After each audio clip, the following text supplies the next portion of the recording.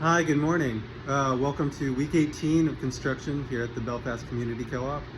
Are you ready to see something kind of crazy? All right, I'm going to give you the behind the scenes of the areas that they worked on this week. So get ready. Holy cow, look at that. So this is the side of the store where the kitchen and all of our offices were. So everything has been cleared out.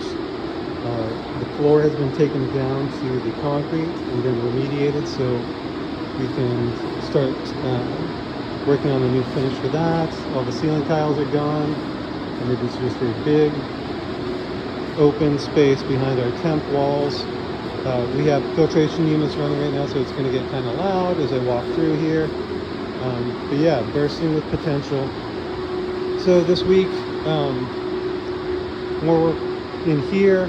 More work on the other side of the store where the new cash office is going to be and the new curbside offices. Yeah, our steel package, I believe, arrived yesterday so that we can start doing some more structural pieces and doing some framing for the new curbside and the new cafe. So yeah, super exciting, a ton of work, and it's going to be beautiful. All right, thank you everyone. Thank you for coming. Thank you for shopping.